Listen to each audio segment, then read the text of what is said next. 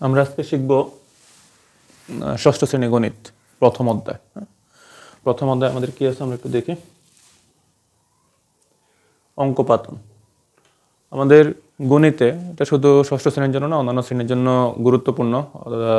যারা সাধারণত প্রাইমারি অথবা যারা বিভিন্ন ক্লাসে পড়েন কিন্তু অঙ্কপাতন সম্পর্কে ধারণা নাই বা অঙ্ক সম্পর্কে ধারণা নাই, তাদের জন্য অনেক উপকারী হবে।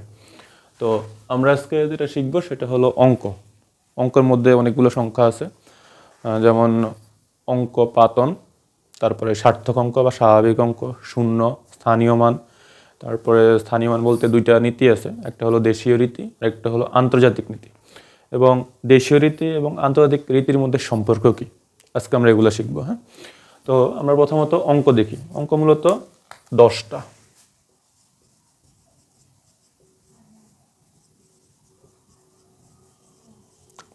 অঙ্ক। এই 10টি অঙ্ক বলতে কি বোঝায়? 10টি অঙ্ক বলতে 0 থেকে 9 পর্যন্ত চিহ্নগুলোকে বোঝায়। আমরা অঙ্ক বলতে সেই সাংকেতিক চিহ্নগুলোকে বুঝি যে সাংকেতিক চিহ্নগুলো দ্বারা আমরা বিভিন্ন সংখ্যা লিখে থাকি। তো আমরা 0 থেকে 9 বলতে 0, 1, 2, 3, 4, 5, 6, 7, 8, 9 এই 10টা। 1, 2, 3, 4, 5, 6, 7, 8, 9, 10, অর্থাৎ 0 থেকে 9 পর্যন্ত। 0 থেকে 9 পর্যন্ত এই 10টা চিহ্নকে আমরা বলি অঙ্ক। এই অঙ্কগুলো দ্বারা সকল সংখ্যা লেখা যায়, একটার পাশে আরেকটা, একটার ফিটে আরেকটা, এভাবে লিখে আমরা অঙ্কগুলো তৈরি করি। ওকে, তো এই 10টার মধ্যে শূন্য বাদে যে 9টা অঙ্ক আছে, এদের নির্দিষ্ট মান আছে, একে একে মান আছে। এই অঙ্কগুলোকে আমরা বলি স্বাভাবিক অঙ্ক। যার আরেকটা নাম আছে, সেটা হলো সার্থক অঙ্ক। অর্থাৎ শূন্য ছাড়া সকল অঙ্ককে, শূন্য ছাড়া সকল অঙ্ক সংখ্যা নয়। হ্যাঁ, শূন্য ছাড়া সকল অঙ্ককে আমরা বলবো সার্থক অঙ্ক বা স্বাভাবিক অঙ্ক। যেমন আমাদের এখানে উল্লেখ আছে, পাটিগণিতে 10টি প্রতীক দ্বারা সব সংখ্যায় প্রকাশ করা যায়। এই প্রতীকগুলো হলো 1 থেকে 9 এবং 0। তো এগুলোকে অঙ্ক বলা হয়, আবার এগুলো সংখ্যাও। অর্থাৎ এগুলো দ্বারা যখন আমরা সংখ্যা শুরু করি তখন আমাদের 1 থেকে লিখতে হয়, এই জন্য তখন এগুলোকে আমরা বলি সংখ্যা। আচ্ছা, তারপরে 0 ব্যতীত বাকি সংখ্যাগুলো স্বাভাবিক সংখ্যা। এদের মধ্যে প্রথম 9টি প্রতীককে সার্থক অঙ্ক। প্রথম 9টি 1 থেকে 9 পর্যন্ত এই অঙ্কগুলোকে সার্থক অঙ্ক এবং শেষেরটিকে আমরা শূন্য বলি। সংখ্যাগুলো স্বকীয় বা নিজস্ব মান যথাক্রমে 1 থেকে 9 পর্যন্ত 1, 2, 3, 4, 5, 6, 7, 8, 9 এভাবে আমরা স্থানীয় মান নির্ণয় করে থাকি এবং প্রত্যেকটার আলাদা আলাদা মান হয়। ওকে,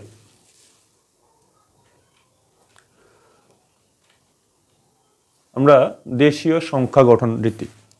তো দেশীয় সংখ্যা গঠন রীতি তার মানে এগুলো দ্বারা তৈরি হবে। আমরা অনেক আগে থেকে জানি দেশীয়গুলো হলো কি একক, দশক, শতক, হাজার, অযুত, লক্ষ, নিযুত, কোটি। এই হাজারের ঘরে আমরা অনেকে সহস্র লিখে থাকি। অর্থাৎ কীভাবে লিখি আমরা যদি এখান থেকে লিখি, আমরা সবসময় অঙ্কগুলা ডান দিক থেকে বাম দিকে লিখব। তাহলে একক, দশক, শতক, এখানে সহস্র বা হাজার, যেটাই লেখেন হাজার বা সহস্র, হাজার, লক্ষ, অযুত, লক্ষ, নিযুত, কোটি। কয়টা হয়? 1, 2, 3, 4, 5, 6, 7, 8টা। অর্থাৎ বাংলা রীতিতে 8টা সংখ্যা নিয়ে বা 8টা স্থানীয় মানের অঙ্ক নিয়ে আমরা সংখ্যাগুলো গঠন করি। এখানে আমরা আবার বলি দেশীয় সংখ্যা গঠন রীতি। এই দেশীয় সংখ্যা গঠন রীতিতে আমরা সর্বোচ্চ 8 ঘর পর্যন্ত হিসাব করতে পারি। তাহলে 1 ঘর, 2 ঘর, 3 ঘর, 4 ঘর, 5 ঘর, 6 ঘর, 7 ঘর, 8 ঘর। এখন এগুলো কীভাবে হিসাব করা হয়? এখানে একক বলতে একটাকে বোঝায়, দশক বলতে একটাকে বোঝায়, শতক বলতে, দশক বলতে এখানে একক বলতে সকল 0 থেকে 9কে বোঝায় এবং দশক বলতে আমাদের 10 থেকে 99কে বোঝায়। শতক বলতে আমাদের 100 থেকে 999কে বোঝায়। দেখেন আমরা একটু চিন্তা করি, এখানে একক মানে প্রথম ঘর 1, এখানে একটা একটা করে হয়। এখানে দশক মানে 10 থেকে মানে 2টা করে হবে এবং দ্বিতীয় স্থানে আছে এখানে 3, তৃতীয় স্থানে আছে শতক 3টা করে হবে। এই সিম্পল জিনিসগুলো যদি আমরা মনে রাখতে পারি তাহলে আমাদের অনেক সুবিধা হয়। হাজার কত নম্বরে আছে? 1 2 3 4, 4 নম্বরে আছে। যেহেতু এটা 4 নম্বরে তাহলে মানে এটা 4টা সংখ্যা দিয়ে তৈরি। 999 পরে কত আসে? 1000। 1000 থেকে 99,999 পর্যন্ত 1 2 3 4 5 999 পর্যন্ত এটা হলো হাজারের ঘর। পরবর্তীতে যদি আমরা 9000-এর পরবর্তী যাই 10,000, 10,000 থেকে 99,999, এটার পরে আমাদের 10,000, 10,000 থেকে 9,999 মানে 5 ঘর। দেখুন এটা পঞ্চম স্থানে আছে, 1 2 3 4 5 পঞ্চম স্থানে আছে। সুতরাং এখানে অঙ্কের পরিমাণ 5টা করে। তো এখানে শেষ, তারপরে লক্ষ, নিযুত, কোটি এভাবে যাবে। এখন কথা হলো আমরা হাজার গুনতে পারি। হাজারের পরে যখন 1000, 2000, 3000, 4000, 5000, 6000 এরকম 9000 পর্যন্ত, পরবর্তী যখন 10,000 যায় তখন আমাদের 2টা ঘরের প্রয়োজন হয়। এই জন্য অযুত এবং হাজার এই 2টা হলো হাজারের ঘর, এটাকে আমরা বলি হাজারের ঘর। নিযুত এবং লক্ষ এটাকে আমরা বলি লক্ষের ঘর।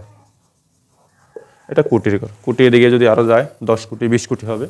এখানে 1 থেকে 9 লক্ষ পর্যন্ত লেখা যাবে, অর্থাৎ 1 লক্ষ 2 লক্ষ 3 লক্ষ এরকম 9 লক্ষ পর্যন্ত। যখন এটা দ্বিতীয় ঘরে চলে যাবে অর্থাৎ 10 লক্ষ 11 12 13 100 লক্ষ যাই যাক সেটা আমাদের এখানে চলে আসবে, অর্থাৎ নিযুতের ঘর এবং লক্ষের ঘর এই 2টা হিসাবে চলে আসবে এবং কোটি পরবর্তীতে বাড়বে। অর্থাৎ যদি আমরা শূন্য দিয়ে হিসাব করি,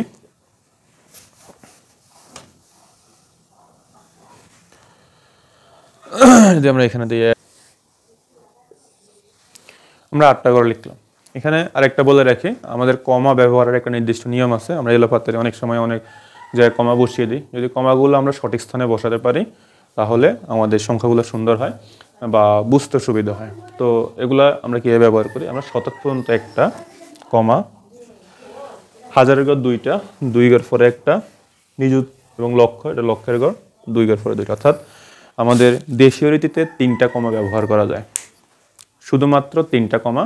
সেটা হলো প্রথমটা 3 ঘর পরে, পরেরটা 2 ঘর পরে, পরেরটা 2 ঘর পরে, আর কোনো কমা ব্যবহার করা যায় না। প্রথমটা শতক পর্যন্ত, তারপরেরটা হাজার পর্যন্ত, তারপরেরটা লক্ষ পর্যন্ত, তারপরে লক্ষের পরে যে অংশ আছে এটা কোটি পর্যন্ত। এখন কমার সুবিধাটা কি? কমার সুবিধাটা উদাহরণ আমি লিখলাম 5 4 9 2 3 4 5 একটা সংখ্যা লিখলাম। এখন সংখ্যা যদি আমি সহজে হিসাব করতে চাই শর্টকাটে একক দশক না গুনে, তাহলে আমি কমা ব্যবহার করতে পারি। এখানে 1 2 3 3 ঘর পর একটা কমা, 2 ঘর পর একটা কমা, আরেকটা কমা এখানে বসে। তো যেহেতু আর সংখ্যা নাই তাহলে আমাদের আর কমা ব্যবহার করার প্রয়োজন নেই। সেক্ষেত্রে আমরা বলতে পারি এটা শতকের ঘর, এটা হাজারের ঘর, এটা লক্ষের ঘর। অর্থাৎ সংখ্যাটা হলো 54,92,345। তাহলে কমা ব্যবহার করে আমরা সহজেই এই ধারণাটা পেয়ে যাই।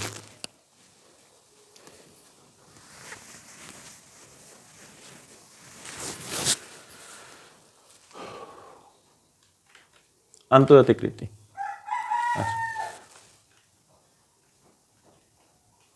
আন্তর্জাতিক রীতি আমরা একটু আগে বলছি দেশীয় রীতিতে সংখ্যা গণনা করা হয় 8টি, অর্থাৎ 8 ঘর আমাদের কোটি পর্যন্ত। কিন্তু আন্তর্জাতিক রীতির মূল পার্থক্য হল এখানে সংখ্যা গণনা করা হয় 12টি। অর্থাৎ আমাদের প্রথমে আন্তর্জাতিক রীতিতে যদি আমরা লিখি তাহলে একক এটা ঠিক আছে, দশক এটাও ঠিক আছে, শতক এটাও ঠিক আছে, এতটুকু পর্যন্ত আমাদের কোনো সমস্যা নেই। কিন্তু পরবর্তী ঘরগুলা হাজারের ঘর, হাজার, তারপরে মিলিয়ন, তারপরে বিলিয়ন। অর্থাৎ এখানে একটি, এখানে একটি, এখানে একটি, এটাতে আমাদের দেশীয় রীতির মতো। কিন্তু পরবর্তীতে হাজারের ঘরে আমাদের এসে 3টা হয়, মিলিয়নের ঘর 3টা, বিলিয়নের ঘর 3টা। মোট কয়টা হলো? 1 2 3 4 5 6 7 8 9 10 11 12, 12টি হয়। অর্থাৎ আমরা যদি একক এক গুণি তাহলে দশক, শতক, হাজার, মিলিয়ন, বিলিয়ন। এখন দুইটার মূল পার্থক্য কি? দুইটার মূল পার্থক্য হলো এখানে